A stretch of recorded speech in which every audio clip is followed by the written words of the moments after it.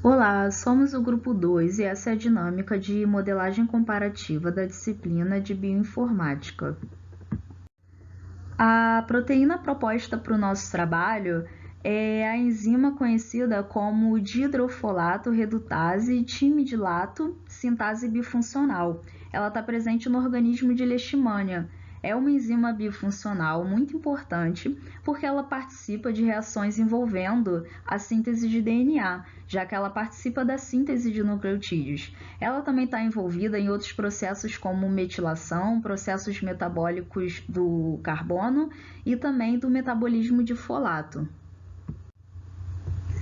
A sua identificação no UniPro é P07382 e ela tem, conhecida como a sigla DHFR-TS. Essa proteína é um dímero com duas subunidades idênticas e elas podem atuar separadamente em diferentes organismos, como por exemplo bactérias, bacteriófagos e vertebrados. Mas a atuação dessas subunidades juntas, ela pode ocorrer principalmente em protozoários, como é o caso da leishmania. Bom, então para começar o processo de modelagem, a gente pegou a sequência de aminoácidos dessa nossa proteína no UniPro e jogamos no BLAST para identificação de referência. Na busca, a gente achou diversos resultados, diversas sequências semelhantes à nossa sequência de proteína. Então, a gente pegou os 10 primeiros resultados, as 10 primeiras sequências mais parecidas e fizemos uma tabela comparativa. Então, a gente usou essa identificação aqui, marcada de vermelho. A gente pegou essa identificação e jogamos no PDB, que é um banco de dados de proteína. Então, com aqueles códigos que eu acabei de mostrar, a gente acessou aqui no PDB e pegamos as informações de cada uma dessas 10 sequências encontradas. Então, a partir disso, a gente montou uma tabela e organizou todas as informações acerca das 10 proteínas encontradas. Então, as duas primeiras nos chamaram a atenção por terem uma boa identidade, uma boa cobertura e também uma boa similaridade com nossa proteína, além também de terem poucos gaps e nenhuma mutação, porque quanto menos gaps encontrados e menos mutações, isso significa que é melhor, porque esses gaps e mutações podem dificultar bastante a predição do modelo. Bom, nós analisamos então as duas sequências, as duas proteínas, vimos que tinha pouca diferença entre as duas, portanto a gente analisou bem detalhadamente cada uma e a gente viu qual tinha menos resíduo, e para escolher o melhor modelo. Então, o melhor modelo escolhido foi o primeiro mesmo aqui, de ID3INV, que é uma enzima encontrada no Trypanosoma cruzi. Bom, então após a análise e a escolha do melhor molde para a nossa proteína, a gente fez o download do arquivo FASTA e PDB dessa sequência escolhida e partimos para o alinhamento. Então a gente fez o alinhamento utilizando 3 ferramentas, BLAST, Promolse e Clustal. A gente observou que o BLAST ele acaba descartando regiões onde não houver o alinhamento, então a gente perde muita informação da sequência, Ele é um alinhamento local e acaba restringindo nossos dados, mas nos permite avaliar um grau de semelhança com o nosso dado molde, porém não garante o resultado final, Então, a gente precisa de ferramentas mais globais, então entra aí as duas ferramentas, como o Promolse e o Clustal. Dentre essas duas ferramentas, a que teve o melhor alinhamento foi a ferramenta Clustal. Então, a gente acabou escolhendo a Clustal, porque ela produziu o melhor resultado computacional possível com uma maior precisão. Então, após a etapa de alinhamento, a gente partiu para a construção de modelo. Então, primeiramente, utilizamos o Swiss Model, que é usado para criar modelo de proteína por 2 métodos, automático e manual. Então, no automático, a gente coloca a proteína e o próprio programa faz um alinhamento e sugere um modelo. No nosso caso, ele sugeriu 2 modelos automáticos.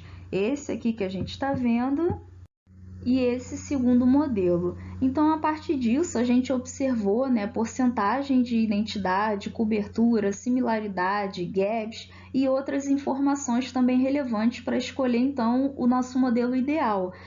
Informações como o GMQ e o QMIN, que são estimadores de qualidade e precisão de modelo.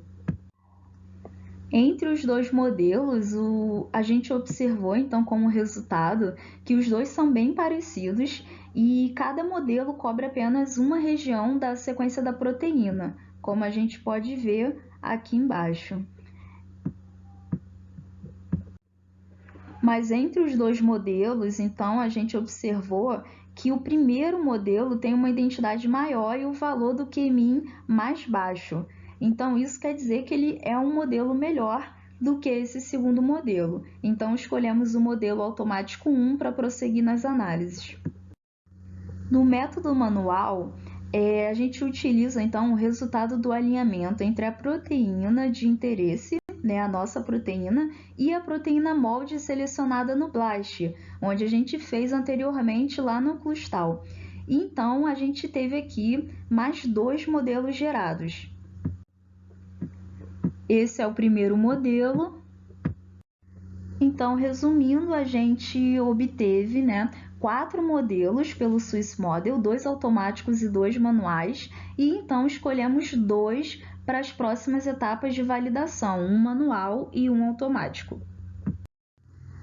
Bom, outro método para construir um outro modelo é o Moonline, que é um programa online, né, que atua como um fluxo de trabalho para projetos genômicos estruturais. Então, no site, basta inserir a sequência da nossa proteína e o site realiza o alinhamento e gera um modelo. Então, aqui a gente pode ver que o modelo gerado ele possui uma identidade maior ou igual a 25% e cobertura de 50% a 70% comparado ao molde sugerido pelo programa. A partir disso, então, fomos para a etapa de validação. Começamos com os gráficos de Ramachandran, que foi um dos parâmetros utilizados para validação. Esse gráfico ele é feito em 2D, tem 4 partes e é dividido em coordenadas x e y. Então, ele resumidamente faz um cálculo para verificar as possíveis formas que essa proteína pode ter. Então, as regiões mais escuras do gráfico são as mais favoráveis, onde a gente pode encontrar mais resíduos de aminoácido, e em contrapartida, as regiões mais claras são as menos favoráveis. Então, a gente testou nossos 3 modelos aqui e a gente concluiu que o modelo mais desfavorável foi o modelo automático, que apresentou uma menor porcentagem em região favorável e uma maior porcentagem de resíduos de aminoácido em região proibida, quando a gente compara com os outros 2 modelos. Outro parâmetro utilizado de validação foi feito através do MolProbit, que faz uma análise em 3D diferente do Ramachandran e também me dá as coordenadas de cada aminoácido presente ali na proteína. Então, isso vai ser importante lá na frente para a gente realizar o docking. Além disso, ele também permite a gente encontrar a região do sítio ativo da proteína. Então, a gente rodou os 3 modelos aqui e o que nos chamou a atenção foi aqui no modelo Moonline, onde a gente percebe aqui uma espécie de fita, né, solta.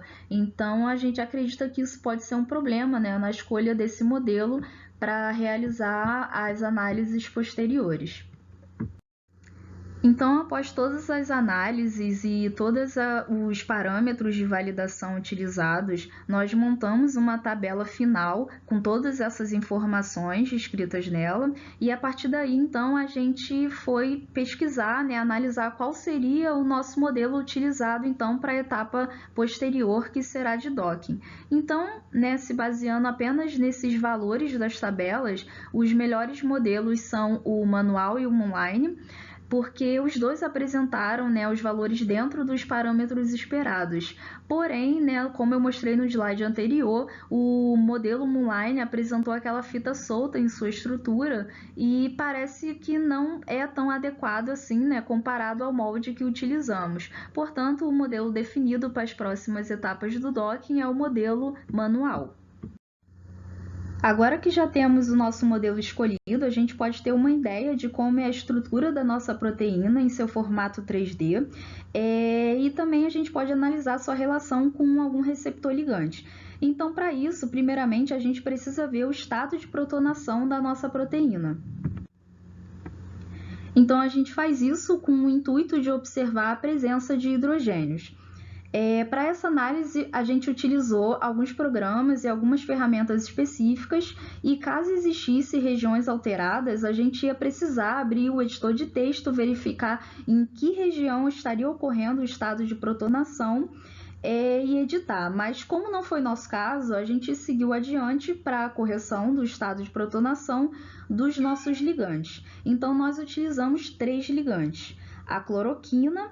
Então, aqui nesse slide a gente pode ver nessas duas imagens são referentes ao estado protonado em 3D da cloroquina, e essa foto aqui é apenas uma visualização do estado não protonado retirado direto do Drug Bank. Nosso segundo ligante foi o metotrexato, né? Também mesmas imagens, a gente pode ver aqui o estado, né, da protonação em 3D da proteína e ela não protonada. Por último, nosso terceiro ligante, a aspirina, as mesmas imagens aqui, o estado protonado da proteína em 3D e aqui o estado não protonado. E para finalizar, então, a gente analisou todos os 3 ligantes utilizados, suas informações, estados energéticos e tudo mais, e então concluímos que a aspirina seria então o ligante, o melhor ligante, porque tem um gasto energético menor e tem uma maior capacidade de fazer as interações com a nossa proteína.